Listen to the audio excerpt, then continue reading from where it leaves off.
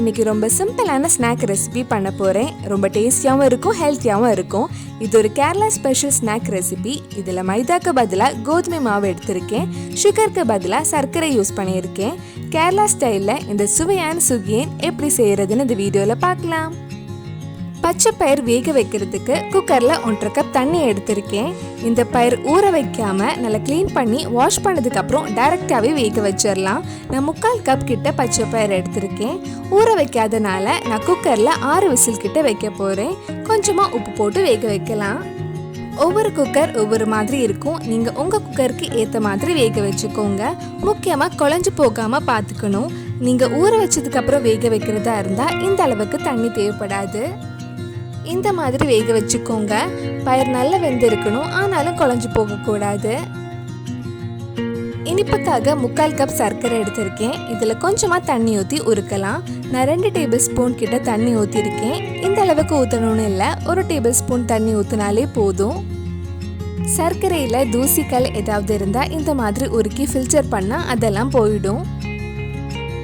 பயிர் வேக வச்சாச்சு, சர்க்கரையும் உருக்கியாச்சு.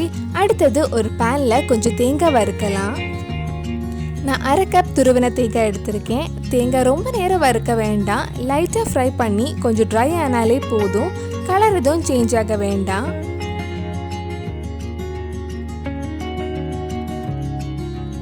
இந்த மாதிரி தேங்காயில் இருக்கிற ஈரத்தன்மை எல்லாம் போய் நல்லா ட்ரை ஆனதுக்கப்புறம் நம்ம வேக வச்சிருந்த பயிர் ஆட் பண்ணலாம். இதெல்லாம் சேர்த்து ஒரு 2 நிமிஷம் நல்லா மிக்ஸ் பண்ணிக்கோங்க. இதுக்கு முன்னாடி நம்ம சேனலில் பண்ண ஸ்நாக் ரெசிபீஸ் எல்லாம் உங்களுக்கு பார்க்கணுன்னா அதோட லிங்க் டிஸ்கிரிப்ஷனில் இருக்குது. அந்த ரெசிபீஸும் போய் பாருங்கள். ஒரு 2-3 நிமிஷம் நல்லா மிக்ஸ் பண்ணதுக்கப்புறம் நம்ம உருக்கி வச்சுருந்த சர்க்கரை இதில் ஆட் பண்ணலாம். சர்க்கரை உங்கள் இனிப்புக்கு ஏற்ற மாதிரி ஆட் பண்ணிக்கோங்க. மறுபடியும் கொஞ்சம் நேரம் மிக்ஸ் பண்ணலாம். இந்த பச்சை பயிர் சர்க்கரையில் நல்லா மிக்ஸ் ஆகி கொஞ்சம் ட்ரை ஆனதும் உருண்டை பிடிக்கிற பதத்துக்கு வரணும். உங்களுக்கு வேணும்னா பயிர் கொஞ்சம் மசிச்சு விட்டுக்கலாம். ஆனால் நிஜமான கேரளா ஸ்பெஷல் சுகியன் நீங்கள் சாப்பிட்டு பார்த்தீங்கன்னா இந்த மாதிரி பயிர் முழுசாக தான் இருக்கும். அந்த முழு பயிர் சாப்பிடும்போது தான் நல்ல டேஸ்ட் கிடைக்கும். நல்ல வாசனை ஃப்ளேவருக்காக 1/2 டீஸ்பூன் ஏலக்காய் பொடி கடைசியாக ஆட் பண்ணி நல்லா மிக்ஸ் பண்ணதுக்கப்புறம் ஆஃப் பண்ணிடலாம். லோ டு மீடியம் ஃப்ளேமில் வச்சுக்கோங்க. நம்ம பயிர் சூப்பராக ரெடி ஆயிருக்கு. இனி இது கொஞ்சம் நேரம் சூடு ஆறட்டும். சூடு கொஞ்சம் ஆறுனதும் நம்ம சின்ன சின்ன உருண்டை பிடிக்க ஆரம்பிக்கலாம்.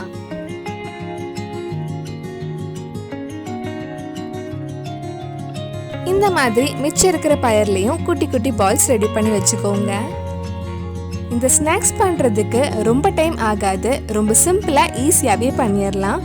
பச்சை பயிர் வேக வச்சு கொஞ்சம் தேங்காய் சர்க்கரை கூட மிக்ஸ் பண்ணி கோதுமை மாவில் டிப் பண்ணி ஃப்ரை பண்ணால் டேஸ்டியான சுகியன் ரெடி ஆகிடும். பயிரெல்லாம் இந்த மாதிரி அழகாக உருண்டை பிடிச்சதுக்கப்புறம் இதை டிப் பண்ணி ஃப்ரை பண்ணுறதுக்கு ஒரு மாவு ரெடி பண்ணலாம். மாவு ரெடி பண்ணுறதுக்கு 3/4 கப் கோதுமை மாவு எடுத்திருக்கேன். அதில் 1 டேபிள் ஸ்பூன் அரிசி மாவு, 1/2 டீஸ்பூன் மஞ்சள் பொடி, கொஞ்சமாக உப்பு ஆட் பண்ணி மிக்ஸ் பண்ணலாம். கோதுமை மாவு 3/4 கப் விட கொஞ்சம் கம்மியாகவே எடுத்துக்கோங்க. டீ கடையிலெல்லாம் மைதா தான் யூஸ் பண்ணுவாங்க. ஆனால் கோதுமை மாவில் பண்ணாலும் அதே டேஸ்ட் கிடைக்கும். உங்களுக்கு வேணும்னா மைதா யூஸ் பண்ணிக்கலாம்.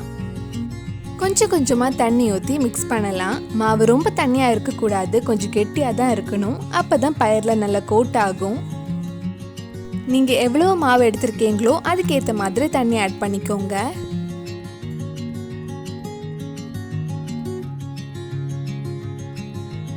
மாவு இந்த ஒரு கன்சிஸ்டன்சியில் இருக்கணும். ஒரு கடாயில் எண்ணெய் சூடு பண்ண வச்சுருக்கேன். எண்ணெய் சூடானதும் ஒன்று ஃப்ரை பண்ணி எடுக்கலாம். நம்ம ரெடி பண்ணி வச்சுருக்கிற பச்சை பயிர் உருண்டை இந்த மாவில் நல்லா டிப் பண்ணதுக்கப்புறம் ஃப்ரை பண்ணலாம். மீடியம் ஃப்ளேமில் வச்சுக்கோங்க. லோ ஃப்ளேமில் வச்சா எண்ணெய் அதிகமாக குடிக்கும். அதே மாதிரி ஹை ஃப்ளேமில் வச்சா சீக்கிரம் கருகிடும். அதனால் மீடியம் ஃப்ளேம்லேயே ஃப்ரை பண்ணி எடுத்துக்கோங்க. இது ஃப்ரை பண்ணுறதுக்கு ரொம்ப டைம் ஆகாது. சீக்கிரமே இந்த மாதிரி ஃப்ரை பண்ணி எடுத்துடலாம்.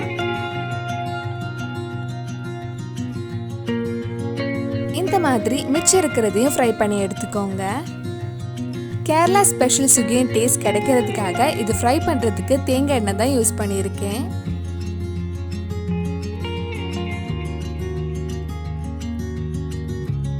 கேரளா ஸ்பெஷல் சுகியன் ரெடி ஆயிடுச்சு. இதை டீ குடிக்கும்போது சாப்பிட ரொம்ப நல்லாயிருக்கும். கண்டிப்பாக நீங்களும் இந்த சுவையான ஸ்நாக் ரெசிபியை உங்கள் வீட்டில் செஞ்சு பாருங்கள். பிடிச்சிருந்தா இந்த வீடியோவை லைக் பண்ணுங்கள், உங்கள் ஃப்ரெண்ட்ஸ் அண்ட் ஃபேமிலிக்கு ஷேர் பண்ணுங்கள். வேறு நல்லா ஸ்நாக் ரெசிபி நம்ம சேனலில் ட்ரை பண்ணலான்னு கீழே கமெண்ட் பாக்ஸில் சொல்லுங்கள். நீங்கள் இன்னும் என்னோட சேனலை சப்ஸ்கிரைப் பண்ணலைன்னா மறக்காமல் சேனலை சப்ஸ்கிரைப் பண்ணுங்கள். கூடவே அந்த பெல் ஐக்கனையும் ப்ரெஸ் பண்ணால் நான் வீடியோ போட்ட உடனே உங்கள் ஃபோனுக்கு நோட்டிஃபிகேஷன் வந்துடும்.